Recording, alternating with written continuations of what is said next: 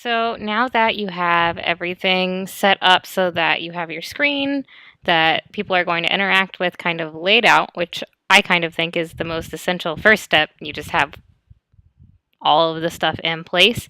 Next, we are going to make a new script. But first, you might notice we don't have a scripts folder. So what I'm doing right now is I'm going to make myself a folder called scripts. Like so, and I'm gonna actually rename some things because, as you know, I like to have my scripts folder with an underscore before it so it pops up at the top, and I'm gonna do the same thing to my scenes folder because also similarly very important that I grab that first. I don't really care nearly as much about fonts or Text Mesh Pro as I do about my scripts and about my fonts. So, scripts folder, right click, create C# script. And remember, don't click off of it because if you do, renaming it causes problems. So I'm going to call this one, I'll just call it, well, let's call it adventure game. Because we're making an adventure game, and this is primarily where we're going to house our adventure game information. So we need to attach it to something that is going to be here always, no matter what. So I'm going to create an empty object up here, just like normal. So right click, create empty. Let's call this game. Game's fine. Don't need it to be named gameplay because that's too matchy with the name of the scene. Make sure it's attached properly on there. Maybe I'll rename this adventure game so it matches the script. I like when things match whenever they're attached together, so I know if I'm looking for one thing, I can find the other thing. So, adventure game has the adventure game script attached to it. And here we're going to do something that you should be familiar with because we did it in the last project, and that is we are going to add text to our UI from the code. So I would recommend you pause right here and take a whack at grabbing the text component and adding text to it. So your hints are that you have done this before. This is the same way that we added text to our last game, so you definitely know the code. Your second hint is that you know you need to add a different namespace to this. You need to be using the Unity Engine UI namespace up here because we're grabbing UI elements. So pause the video and see if you can figure that one out.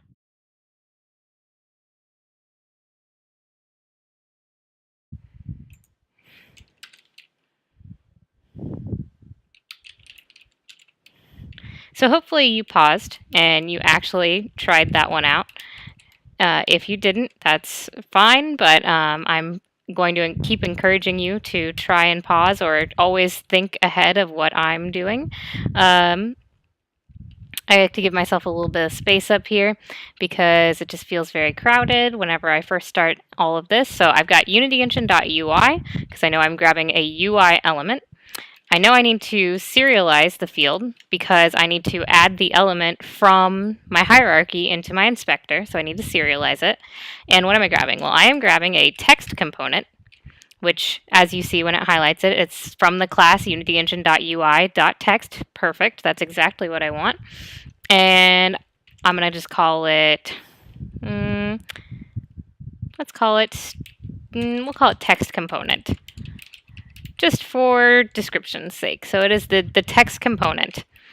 And because I like to have my semicolons on a separate line, because I just like the way they look better that way, think it's easier to keep track of, I'm going to scoot those down.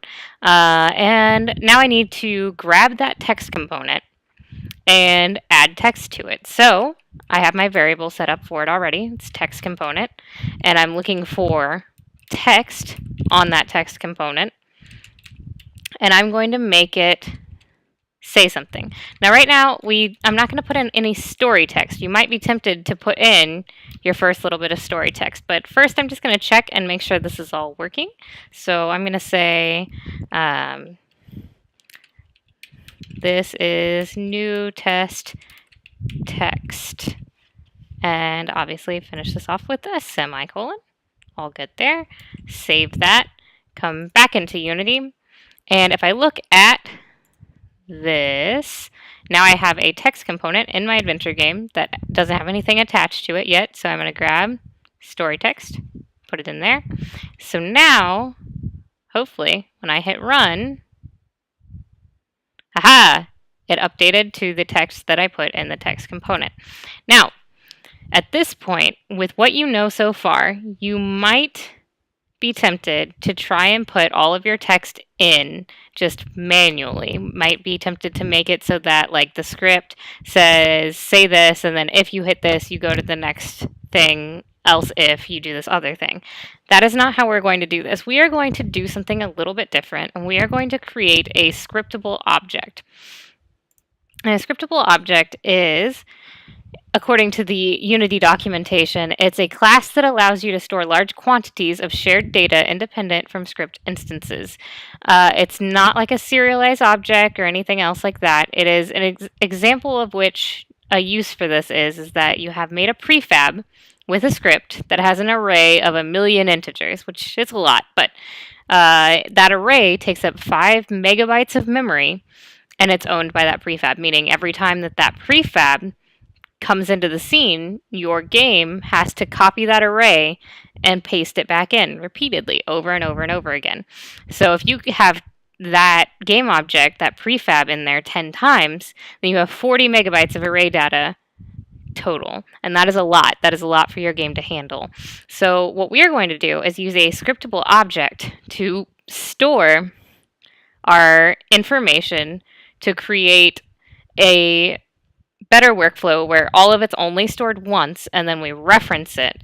That way we don't have to end up with a bunch of extra memory being used, and we can do a lot more with using our Unity inspector while we're working on this. So if we come back over to Unity, we're going to need to make a new script. So our scriptable object has to be a script to start out with. So on our scripts, we're going to right click and create a new C# script. And this one we're going to call state. Now we're calling it state because we're going to create something called a state machine, where the game that we are writing will assume that only one state can exist at a time, which means basically only one section of your story will exist in this space at a time. But the state manager is going to manage what those states are. So if we open up state, I'm going to reload the solution and see if that gets fine. I don't think anything changed, so should be fine there. Anyway, okay, so if we open up state, right now, public class state is of type monobehavior, and I do not want it to be of type monobehavior. I want to change it to a scriptable object. Perfect. And I'm just going to save that information right now. Close out of Visual Studio, reload Visual Studio. Make sure all is well here. Okay. So what I can do now is above this, it's not a namespace that I'm going to create. What I'm actually going to do is I'm going to create what's called an asset menu. Creating an asset menu means that whenever I go back into my Unity editor, I can create assets of a certain name, and then I can do all my managing from there. So you don't have to understand this exactly yet. You can just kind of follow along and see how it works, and then that will help you understand what's going on. And my stuff is not properly loading my solution, so I'm going to save everything. And sometimes Unity will do this to you where it will just suddenly decide, you know what, I'm not going to save anything. I'm going to just be obnoxious and not save properly. So I'm just going to close out of Unity, reopen Unity.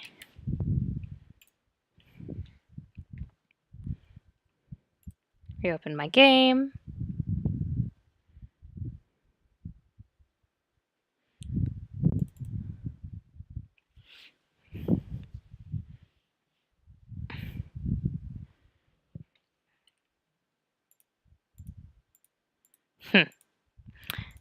There we go. All right, now when I hover over stuff, we've got different colors, and it knows that this is a scriptable object, class you can derive from if you want to create objects that don't need to be attached to game objects. And it's got this, which says it marks a scriptable object derived type to be automatically listed in the Assets Create submenu so that instances of the type can be easily created and stored in the project as asset files. Perfect. That's what I want. Now that it's all loading properly, I know it will actually work. So, perfect. So I actually don't need void start and void update at all right now. So I'm just going to get rid of them. What I do need is to do something to my inspector. So this is going to be a lot of typing that you can just follow along with me, and I'll explain it as best I can as we go along. So I need a field that I can type into in Unity because I know I need to add my story text to my game. So I'll call it story text. That seems like as good a name as any. So here's what all this means. Serialized field, you know. String is a type of variable, right? And story text is the name of that variable. So I know that now I can insert story text into my editor. So this text area part, if I were to just have serialized field, I'll just cut this out real quick. And then I need to create a state in here. So I'm going to make a new folder. I call this folder story states because I feel like that's the best way to organize things. Now if I right click on here, I can go up to create, and now above folder there is a state option. So I'm going to call this one starting state, what I want players to see whenever they get in. So here, now that I've created a state, there is that story text that I just created right here called story text. It's a string field right here, and I can type into it. So if I type, this is all my really cool story text, yay. You start to notice a problem. Your story text is going to be a lot longer than approximately 6 words, right? So instead of having it written like this, if I add before serialized field, text area 14 by 10, actually, I think I have this backwards. I think it's going to be 10 by 14, but let's try this. So after 10, it starts scrolling, and it can be a max of 14 lines. Let me save this. Come back over to the Unity editor. Let it load. Now I have a text box.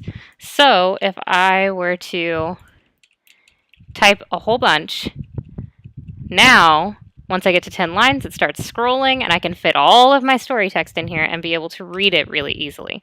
So that is exactly what I wanted to get from that.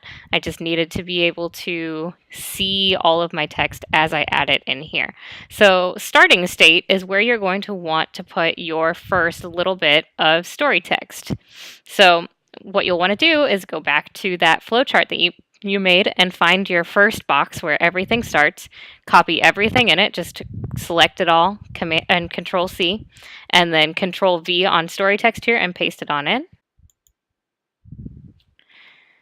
Okay, so now we know that how to make this story text here a good size for what we need it for. We need to figure out how we're going to access this information and fill it in and put it back in our game properly. So for that, we need our state script. And with our state script, we need to create a method that will find our story text and we're going to do something new. So it's not just going to be a regular old method where you just make the name, you call it, void, blah, blah, blah, blah, blah. Here's what we're going to do. We're going to make a public method because whenever you don't say public before a method, it just assumes it's private. So right now it is public so that I can grab this from anywhere else in my game. I'm going to, instead of void, I'm going to type string because I know that I am going to take the information that I get from in here and I'm going to spit out some text. And I'm going to return story text. So whenever this method gets run, I'm going to spit out whatever is inside the story text element. So in this case, my story text is still empty, so I'm going to run over here. I'm going to grab my A0 here, and I'm going to throw it into my story text. So you wake up in a dark room, got all this other stuff, got my information on how to play from there. So that's perfect. And now that I have this public information, so I'm going to come over to my adventure game. And right now, whenever I grab text component.text, I'm spitting out this is a new test text. But I actually don't want to do that. What I want to do is make it call on a state that I am looking for part of the information that my game is going to give me.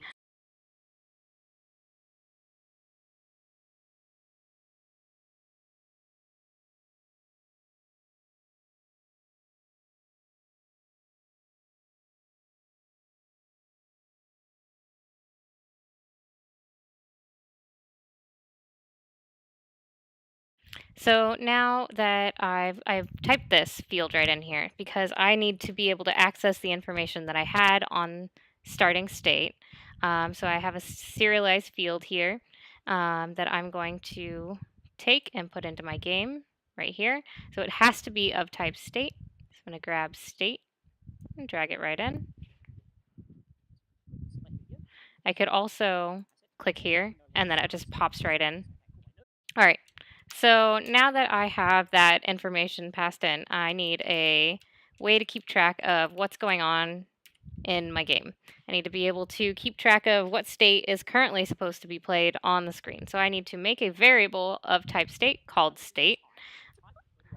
So this is that class that I've created. That's the name of the script. And then this is just me checking what one we're in. So state for the first part of the game is obviously going to start as starting state. Starting state has already been assigned, so we know that if we set our variable to starting state, it will automatically grab that state that we already figured out. And so now that I've grabbed this state, so now I need to call that public method that we created. That public method, if you remember over in state, is called getStateStory. So instead of this text, which is not actually what I want it to do, I'm going to erase it. I'm going to access something of type state, and on that, I'm going to type getStateStory because I'm accessing state. And from state, I'm grabbing the component that is the method getStateStory so that it will return the text that's inside of that. So let's go back to Unity over here and test this out. So if I were to hit play, now it is listing all this information. Now I have A0 on here, and I think I'm going to delete that because I don't need my players necessarily to know my coding system for what number of steps that they are on. So that's something to fix, but that's an easy fix. So I'm just going to go over to my starting state here, get rid of my little bit that tells them all that information, and save that. And then I also think that this text in here is just too small. Whenever that text gets filled in, it's not a good look. So I'm going to take my text and I'm going to make the font size, let's try 25. Let's run that and see how that fills in the space. That looks better. Some of my stuff might be a little bit longer, some of it might be a little bit shorter, but I think 25 is a good size for now. So now we've got it so that our story text will fill in automatically whenever we run the game.